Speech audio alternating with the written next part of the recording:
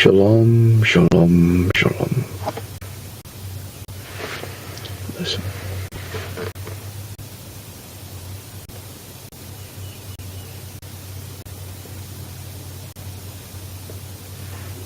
What do you hear? Silence before the storm. People like me look at this as a dull moment. There's only a finite amount of time left, and then everything goes straight to hell.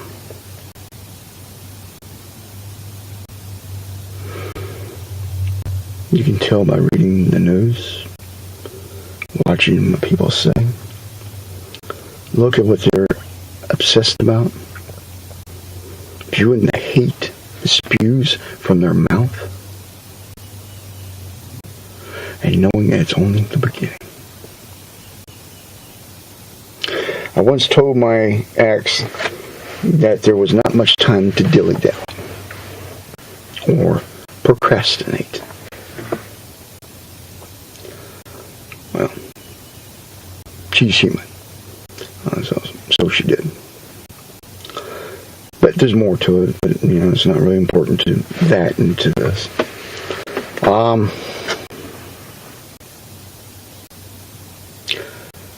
The world is about to reach its focal point, where things are about to change. And as such, as quiet as the moment.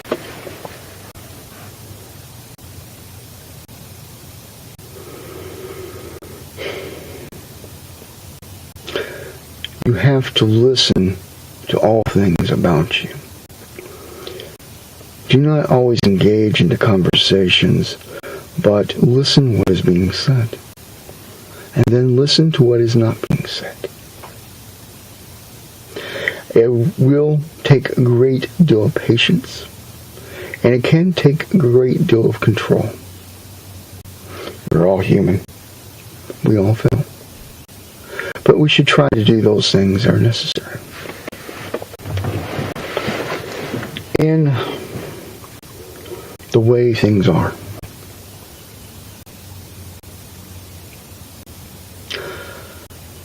We can see a twilight about to occur.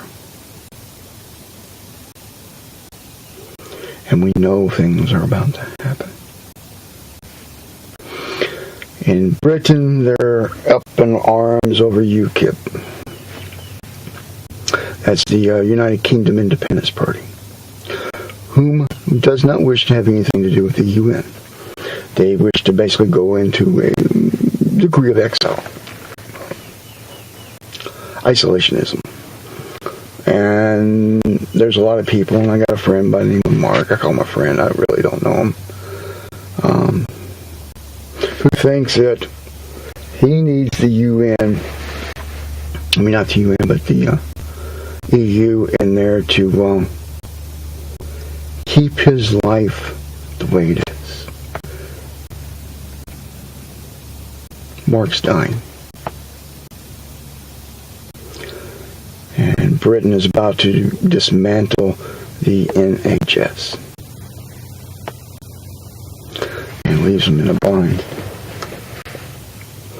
Mark is also upset and worried about his own children. Britain is still suffering underneath Thatcherism and a low-income, stagnant society. They have problems with immigrants, and they're doing the same thing there as they're doing here, tapping into the pockets of the British people. And the stress on the government is becoming too much. I guess Mark thinks if everything was spread over into the EU, it'd be load balanced by more people, paying for his health care and making sure his kids get a decent job and education.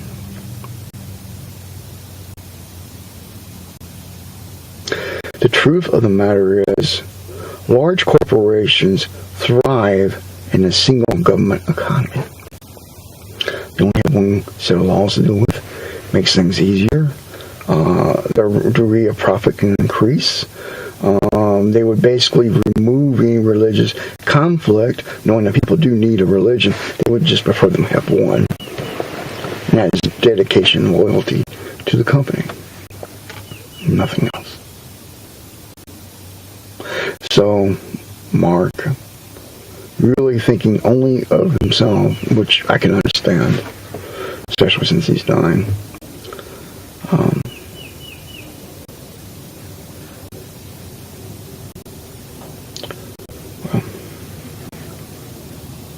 it's understandable.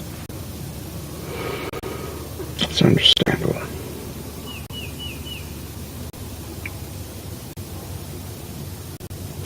But in this case, I shall quote an old saying: the needs of the many outweigh the needs of the few, or the one. Sometimes, when God calls you home, it's time to go home.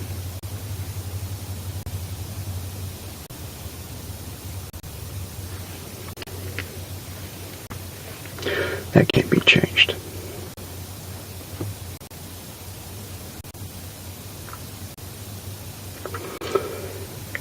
And there's nothing you can do. Time is finite. Time is limited. It's coming. Within 16 years, the man of sin will be on the stage. I see it coming. I feel it coming. I'm watching it. I'm seeing people I know who has a degree of compassion go into complete hatred. And these things are coming.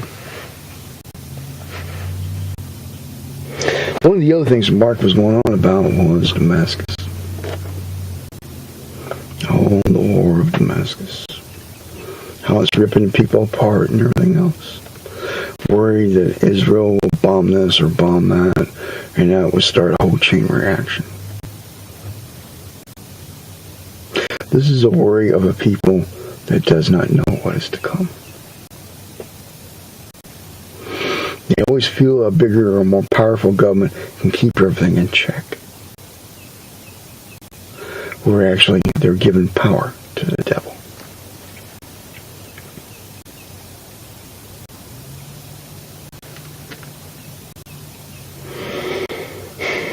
Isaiah 17.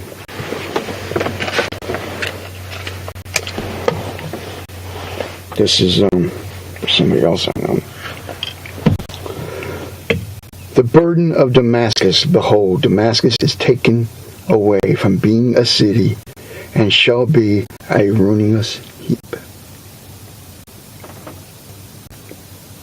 Damascus will fall. It will be destroyed.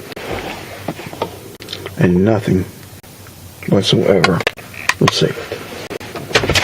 If that time is now, or if that time is in a few years from now, these things shall come to pass. The worry that Mark has that Russia and everyone else would attack Israel because Israel will bomb somebody, well, the answer is in Ezekiel 38 and 39. God will lay them to waste. Directly. He will destroy them. Their armies will be annihilated. Them being a superpower will be long gone. China will invade as well.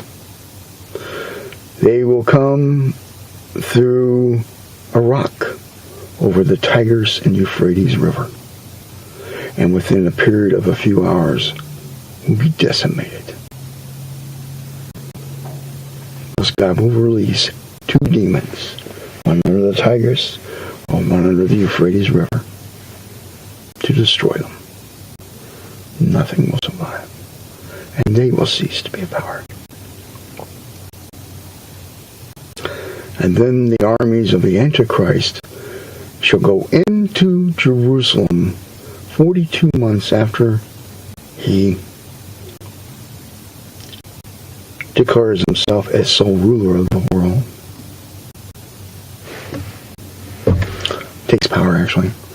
And he will stand in the Holy of Holies of a rebuilt temple in Jerusalem, declaring himself as God. And thus begins the evacuation of Jerusalem. Because within a month after that, the Antichrist sends his troops to occupy Jerusalem.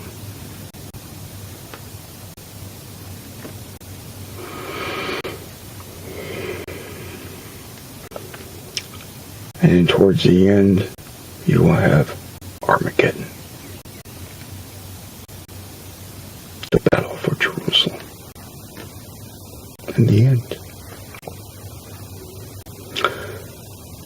And then around a year after that, Isa comes back with a host of angels to declare it done.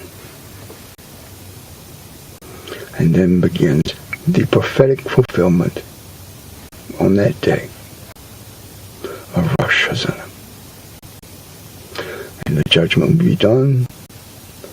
And on the 9 days after that, the prophetic fulfillment of Yom Kippur.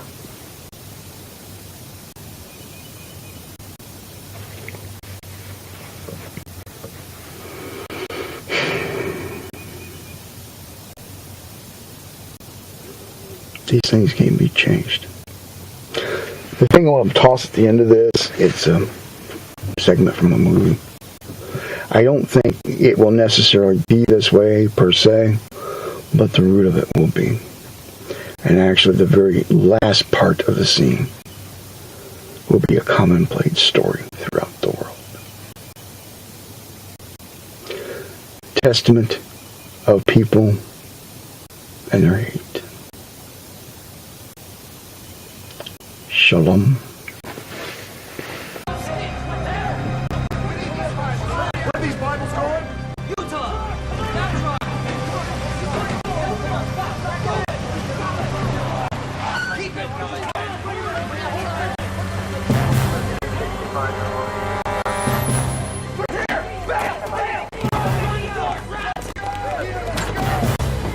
Where's Chris? He's coming! Come back up!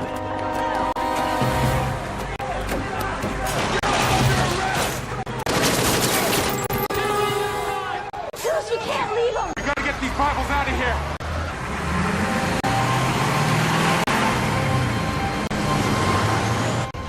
We can't leave him!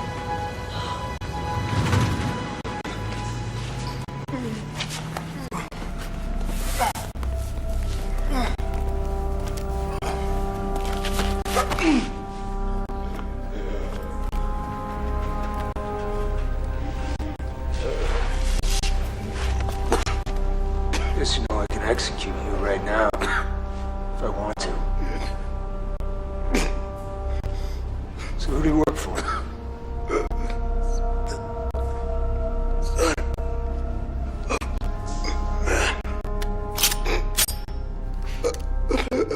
Last chance. Who do you work for? God Almighty. Wrong answer.